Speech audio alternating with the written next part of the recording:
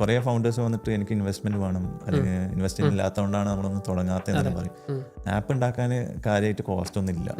അപ്പം ബേസിക്കലി കൊണ്ട് ആ സ്കിൽ സെറ്റും എന്താണ് പ്രോബ്ലം എന്നുള്ള ഐഡന്റിഫൈ ചെയ്യലാണ്. ഈവൻ ഇപ്പൊ എനിക്ക് തോന്നുന്നു കോഡിംഗ് പോലും അറിയണമെന്നില്ല. ഇപ്പൊ കോഡിംഗ് പോലെ അറിയണം. ഇപ്പൊ എല്ലാം കാലമായതുകൊണ്ട് ഇംഗ്ലീഷ് അറിഞ്ഞാൽ മതി, പ്രോംപ്റ്റ്സ് ഇട്ടാൽ മതി. ആൻഡ് അത്ര എക്സ്പെൻസീവ് ഒന്നല്ല ഒരു ആപ്പ് ഇറക്കണമെങ്കിൽ. പക്ഷേ റൈറ്റ് പ്രോബ്ലം എന്താണെന്നുള്ളത് ഐഡന്റിഫൈ ചെയ്യാൻ പറ്റും, എന്താണ് പെയിൻ പോയിന്റ് നമ്മൾ സോൾവ് ചെയ്യുന്നത്, അതിലാണ് സക്സസ്. അപ്പം ബഹ്റൈന് കൊടുത്തു. ബഹ്റൈനായിരുന്നു നമുക്ക് ആദ്യമായിട്ട് പേയ്മെൻറ്റ് വന്നത്. നമുക്ക് സൗദിയിൽ നമ്മൾ ഇന്റേണലി കൊടുത്തുകൊണ്ട് കാര്യമായിട്ടൊന്നും കിട്ടിയില്ല. നമ്മൾ അപ്പോഴാണ് നമ്മളൊരു സ്റ്റാർട്ടപ്പ് ആക്കാം, ഇതൊരു കമ്പനി ലെവൽ, അങ്ങനെയാണ് ഓട്ടോസ്മാർട്ടിൻ്റെ ഒരു ബർത്ത് ഉണ്ടായത്. അപ്പം ഫസ്റ്റ് പേയ്മെന്റ് വന്നു. നമ്മളപ്പം ഫസ്റ്റ് എംപ്ലോയിനെ ഹയർ ചെയ്തു. എന്താ പറയുക, ഞാൻ ജോലി ഉണ്ടായിരുന്നു. അപ്പം ഫസ്റ്റ് പേയ്മെന്റ് വന്നപ്പോൾ ഇജാസ് ജോലിയിൽ നിന്ന് ഇറങ്ങി.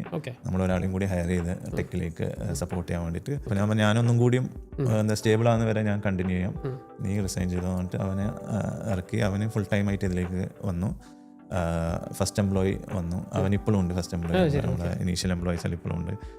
അങ്ങനെ തുടങ്ങിയതൊരു ഇതായിരുന്നു. അങ്ങനെ നമ്മൾ ഒരു വിത്തിൻ 1-2 years കിയ വന്ന്, മിറ്റ്സുബിഷി വന്ന്. അപ്പം കുറച്ചും കൂടിയും യൂസ് കേസസ് മനസ്സിലാവാൻ തുടങ്ങി. ഇതൊക്കെ റെഫറൻസ് ത്രൂ ഇനീഷ്യലി വന്നതൊരു ഫൗണ്ടർ ലെഡ് സെയിൽസ്, അല്ലെങ്കിൽ എൻ്റെ ഒരു നെറ്റ്വർക്കും. ടൊയോട്ടയിൽ ഉണ്ടായ സമയത്ത് നല്ല റിലേഷൻഷിപ്പ് ഉണ്ടാക്കാൻ പറ്റിയിരുന്നു. കുറേ കണക്ഷൻസ്, ഇൻഡസ്ട്രിയിലുള്ള കണക്ഷൻസ് ഉണ്ടാക്കാൻ പറ്റിയിരുന്നു.